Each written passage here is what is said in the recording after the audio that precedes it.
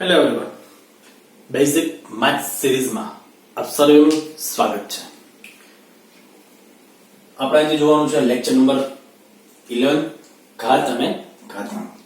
ખૂબ જ મહત્વનો ટોપિક છે ઘાત અને ઘાતાંક. તો જોઈએ કે ઘાતાંક અને ઘાતાંક શું છે. તો ધ્યાન આપો, આપણે ઘણી બધી વખત આ રીતના લખતા હોય છે કે 2 ની 5 ઘાત. ચાલો આવું કંઈક લખતા હોય તો આ જે નીચે છે એને કહેવાશે આધાર, આને કહેવાય આધાર, અને આને કહેવાશે ઘાતાંક, અને શું કહેવાશે ઘાતાંક. આ એક વસ્તુ યાદ રાખવાની છે. બીજા એક નિયમો છે ઘાત અને ઘાતાંકના, ખાસ તમારે યાદ રાખવાના છે. તો હવે આપણે અહીંયા જોવાના છીએ ઘાત અને ઘાતાંકના નિયમો. તો નિયમો ખાસ યાદ રાખવાના છે બાળકો. જો નિયમો આવડશે તો જ આના દાખલાઓ આપણને આવડશે. પહેલો નિયમ એવો છે કે જ્યારે આધાર સરખો હોય, આધાર સરખો હોય અને વચ્ચે ગુણાકારની નિશાની હોય તો ઘાતનો શું થાય? સરવાળો. એટલે કે આનો કેવું લખું કે x ની a ઘાત ગુણ્યા x ની b ઘાત. અહીંયા જો બંનેનો આધાર સરખો છે, વચ્ચે ગુણાકાર છે, તેનો મતલબ ઘાતનો સરવાળો એટલે x ની a plus b ઘાત. આ એક નિયમ યાદ રાખવાનો છે ખાસ. જ્યારે આધાર સરખો હોય, ગુણાકાર હોય ત્યારે ઘાતનો સરવાળો આવે. પછી નંબર 2 તમારે યાદ રાખવાનું છે કે માનો કે આધાર સરખો અને ભાગાકાર હોય, એટલે કે તમે આ રીતે પણ લખો કે x ની આમ લખી, ચાલો x ની a ઘાત છેદમાં x ની b ઘાત. જો આધાર સરખો છે અને બંને વચ્ચે ભાગાકાર છે તો ઘાતની શું થશે? બાદબાકી. એટલે x ની a minus b. આવું ક્યારે થાય? જ્યારે a મોટો હોય અને b નાનો.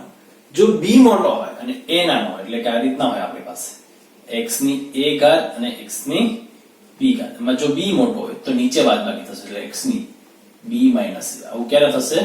જ્યારે b મોટો હોય અને a નાનો, ત્યારે નીચે આપણે બાદબાકી. આગળ આપણે દાખલા કરશું તો વધારે ખબર પડશે આમાં. હવે કદાચ a અને b બંને સરખું છે, a અને b બંને સરખું છે, એટલે x ની a છેદમાં x ની b બરાબર આપણે બંને માનો કે સરખું છે, તો a minus b બંને સરખું જ છે, તો જવાબ x ની શું આવશે? 0.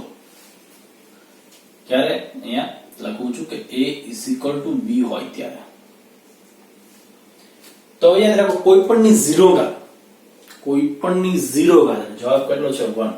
બાળકો 0 નથી લખવાનો, ખાસ અહીંયા યાદ રાખજો. તો ખાસ ભાગાકારની અંદર આપણે જોયું, આધાર સરખો હોય અને ભાગાકાર હોય તો બાદબાકી મોટી ઘાત હોય ત્યાં બાદબાકી કરવા જવાનું. સિમ્પલ. ઉપર મોટી ઘાત હોય તો ઉપર બાદબાકી કરો, નીચે મોટી ઘાત હોય તો નીચે. અને જો બંને ઘાત સરખી હોય અને આધાર પણ સરખો હોય તો બાદબાકી કરો તો શૂન્ય ઘાત આવે, અને શૂન્ય કોઈ પણની શૂન્ય ઘાત, એટલે જવાબ શું આવે? 1. યાદ રાખજો. હવે નંબર 3 આપણે એક યાદ રાખવાનું છે કે માનો કે આ રીતના છે x ગુણ્યા y અને એની a ઘાત છે. x ગુણ્યા y, અહીંયા જો ગુણાકાર છે તો આ a ઘાત છે બંનેને આપવાની છે. ક્યારે આવું થશે? ગુણાકારમાં. જો એ સરવાળો અથવા બાદબાકી છે તો આ a ઘાત બંનેને મળશે નહીં, પણ એ ગુણાકાર છે એટલે આ જે a ઘાત છે બંનેને આપીશું. એનો મતલબ થાય કે x ની a ઘાત ગુણ્યા y ની a ઘાત. આ જ રીતે સેમ ટુ સેમ નિયમ ભાગાકારમાં લાગુ પડશે. માનો કે x ના છેદમાં y છે અને એની a ઘાત છે, તો આ a ઘાત છે ઉપર અને નીચે બંનેને આપવાની, એટલે કે x ની a ઘાત છેદમાં y ની a ઘાત. ત્યાર પછી એક નિયમ છે ઘાતને ઘાતનો ગુણાકાર. ધ્યાન આપજો. માનો કે આપણે છે x ની a ઘાત અને એની પણ b ઘાત છે. x ની a ઘાત અને એની ઘાતની ઘાતનો ગુણાકાર, એટલે બંને ઘાત હોય એની પણ કોઈ ઘાત હોય તો બંને ઘાત વચ્ચે શું થાય? ગુણાકાર. x ની a ગુણ્યા b, એટલે કે x ની શું થશે? x ની ab ઘાત. તો ખાસ યાદ રાખજો બાળકો, આમાં ઘણા બધા ગુણ કરે છે, ઘાતની ઘાતનો સરવાળો કરે છે. ઘાતની ઘાતનો સરવાળો ની ઘાત અને એની ઘાત હોય તો શું થશે? ગુણાકાર થશે. તો નિયમો ફરીવાર અહીંયા જોઈ લઈએ આપણે. આધાર સરખો, વચ્ચે ગુણાકાર તો ઘાતનો સરવાળો, આધાર સરખો, ભાગાકાર તો ઘાતની બાદબાકી કયા? મોટી ઘાત હોય ત્યાં જવાનું. ઓકે, પછી કોઈ બે સંખ્યાનો ગુણાકાર છે અને કૌંસની આખા કૌંસની કોઈ ઘાત છે તો એ બંને ઘાત બંનેને આપીશું. ક્યારે? ગુણાકાર અથવા તો ભાગાકાર હોય તો જ. ભાગાકારમાં પણ એવું જ થશે. સરવાળો અથવા બાદબાકીમાં એવું થાય ને, એ સરવાળાની નિશાની તો x ની a ઘાત પ્લસ y ની b ઘાત આવું થાય, y ની a ઘાત આવું થાય નહીં બાળકો. ઓકે, પછી લાસ્ટમાં યાદ રાખવાનું છે ઘાતની ઘાતનો ગુણાકાર. કોઈ પણ ઘાત હોય એની પણ કોઈ ઘાત હોય તો શું થશે? એનો ગુણાકાર. તો ખાસ આ નિયમો જ મહત્વના છે. જો તમને નિયમો આવડી જશે તો દાખલાઓ એને તો બહુ ઈઝી છે. તો સિમ્પલ હવે દાખલા ઉપર જઈએ આપણે. જો એમાં શું છે? પહેલા દાખલો છે, જો તો બંનેનો આધાર સરખો છે, વચ્ચે ગુણાકાર છે તો ઘાતનો શું થશે? સરવાળો. તો અહીંયા જુઓ તો -2 ની એ 3 ઘાત છે ને 4 ઘાત છે. ઘાતનો સરવાળો એટલે ધ્યાન આપજો શું છે? 3 + 4 એટલે -2 ની કેટલી ઘાત થઈ જશે? 7 ઘાત. તો આવી ગયો આન્સર, -2 ની 7 ઘાત. બસ હવે અહીંયા જુઓ 3 ની 2 ઘાત, 3 ની 5 ઘાત, 3 ની એવા 3 સંખ્યા છે, 3 ને 3 નો આધાર સરખો છે તો બધાનો સરવાળો થશે ઘાતનો. એ જો 3 ની 2 + 5 + 6 તો કેટલી થશે? 3 ની અહીંયા જો 5 ને 2 7, 7 ને 6 કેટલા થશે? 13 થશે ને. તો આવી ગઈ 13 થાય, સોરી 13 ઘાત આવી ગઈ. ખબર પડે છે? હવે અહીંયા જો બાદબાકી, આને પહેલા તો કેવી રીતના લખાય જુઓ તમે. -4 ની 5 ઘાત એને આમ લખાય -4 ની 8 ઘાત. ડાયરેક્ટ પણ તમે 5 - 8 કરી શકો છો. ઓકે, તો અહીંયા જુઓ હવે નીચે બાદબાકી કરવાની, કેમ કે નીચે ઘાત મોટી છે તો નીચે બાદબાકી કરીશું તો શું આવશે? 1/8 - 5 ઘાત બરાબર શું થઈ જશે? -4 ની કેટલી આવશે? -4 ની 3 ઘાત. અહીંયા આપણે એક નિયમ હજી યાદ રાખવાનો છે. નિયમ શું કહે છે? જુઓ નંબર 6 આપણે જોઈ લઈએ જરા, એટલે થોડો આઈડિયા આવે કે કોઈ પણની માનો કે x ની a ઘાત છે તો આ ઘાતને તમે એકના છેદમાં લઈ જાઓ, એટલે કે સ્થાન બદલાવો. અંશમાંથી છેદમાં લઈ જાઓ, છેદમાંથી અંશમાં લઈ જાઓ તો ઘાતની નિશાનીમાં ફેરફાર થાય, વિરુદ્ધ નિશાની થઈ જાય. અહીંયા x ની a ઘાત છે તો એને છેદમાં લઈ જશું તો x ની શું થઈ જશે? -a ઘાત. આ એક ખાસ યાદ રાખવાનું છે. હવે કોઈ માઈનસ સંખ્યા નીચે છે અને અંશમાં પ્લસ થઈ જાય, અને પ્લસ સંખ્યા એટલે કે આ રીતના કોઈ છે, માનો કે આનું કહું છું કે 1/x ની a ઘાત. હવે આ ને ઉપર લઈ જાઓ તમે તો x ની -a ઘાત થઈ જશે. એટલે સ્થાન બદલો છો, એટલે કે અંશમાંથી છેદમાં અને છેદમાંથી અંશમાં. તો ઘાતાંકની નિશાનીમાં ફેરફાર થશે બાળકો, આધારની નહીં, એની ઘાતાંકની નિશાનીમાં ફેરફાર. તો અહીંયા તમે એ રીતે પણ કરી શકો છો બાળકો. જો કઈ રીતે આ જ દાખલો આપણે બીજી મેથડથી કરવો હોય, આ જ સમજે છે અહીંયા કરી શકાય. કઈ રીતે? માનો કે જો અહીંયા ધ્યાન આપો, ડાયરેક્ટ હું બાદબાકી કરું છું. આપણે નિયમ શું છે કે ભાગાકાર તો ઘાતની બાદબાકી તો આ શું થશે? -4 ની 5 - 8 ઘાત. તો -4 ની કેટલી? 5 માંથી 8 જાય તો -3 ઘાત થાય ને. -3 ઘાતને પ્લસ કરવી છે મારે તો એકના છેદમાં લઈ જાઓ, કારણ કે ઉપર કઈ ના એટલે એક જ હશે ને. તો -4 ની 3 ઘાત. જો અહીં માઈનસ ઘણા બધા બાળકો -4 ને +4 કરી નાખે છે. -4 ને ઘાતાંકમાં જ ખાલી નિશાનીમાં ફેરફાર થશે બાળકો. ખબર પડે છે? તો એની બીજી રીત છે. ત્યારબાદ હવે અહીંયા જોઈએ શું છે. પહેલા તો જુઓ -3 ની 4 ઘાત.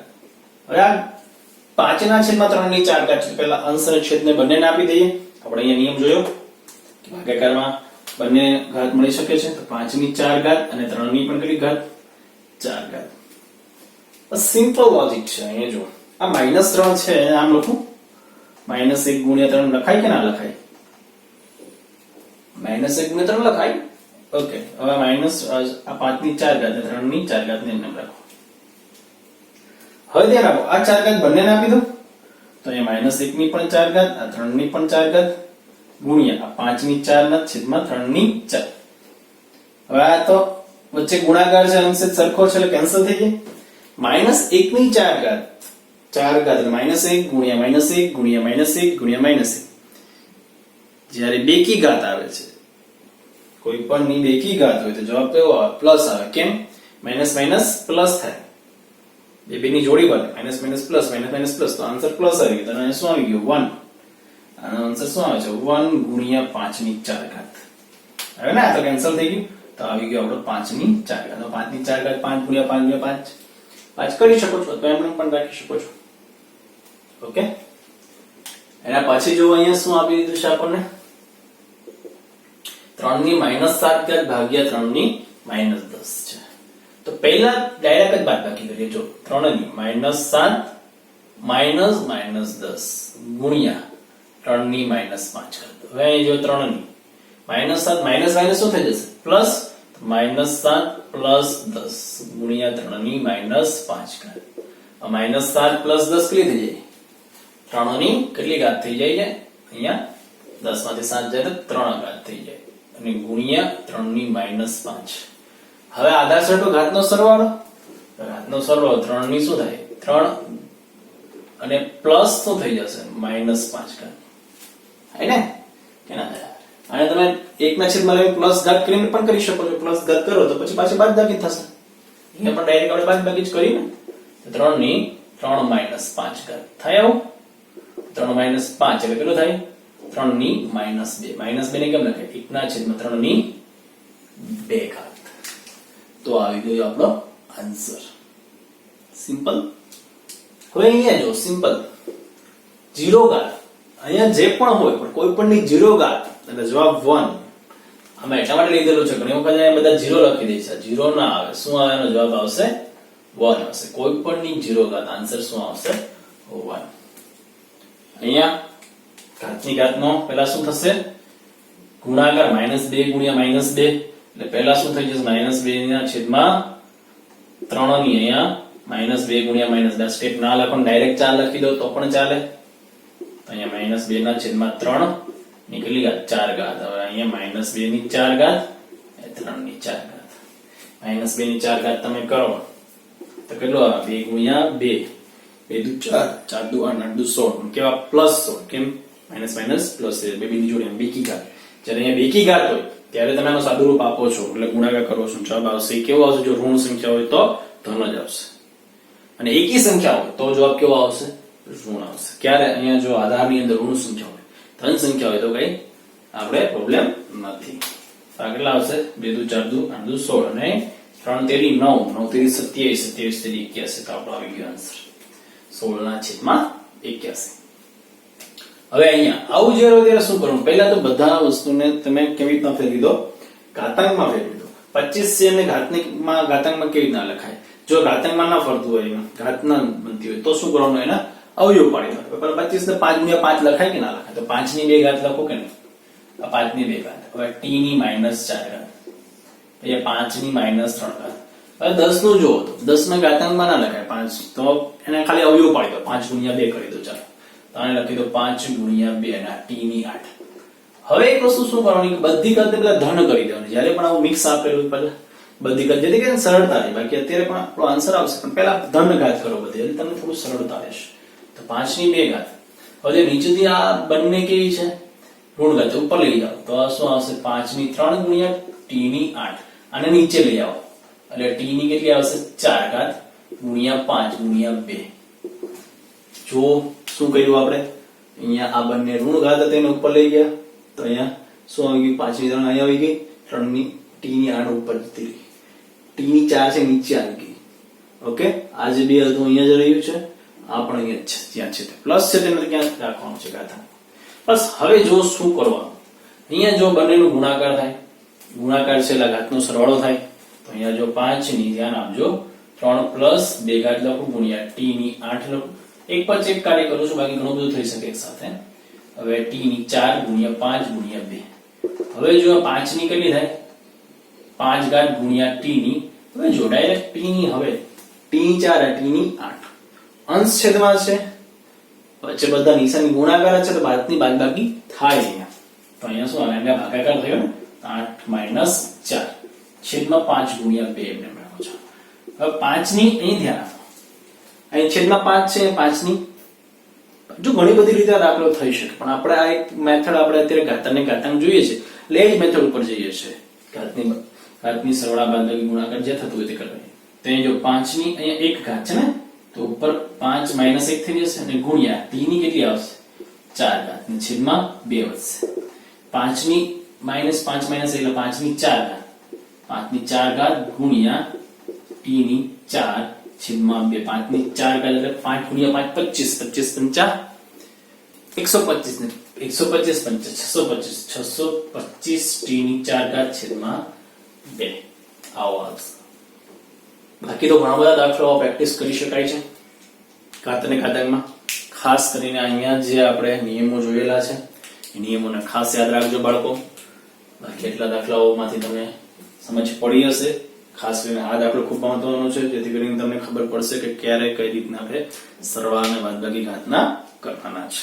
તો ખૂબ સરસ ટોપિક છે, ધ્યાન આપજો બાળકો, અને બીજા વિશેષ દાખલાઓની પણ પ્રેક્ટિસ કરજો. આશા રાખું છું કે આ વિડીયો જોઈને આપને ઘાત અને ઘાતાંકનો ટોપિક જે સરળતાથી આવડશે. આભાર. Thank you.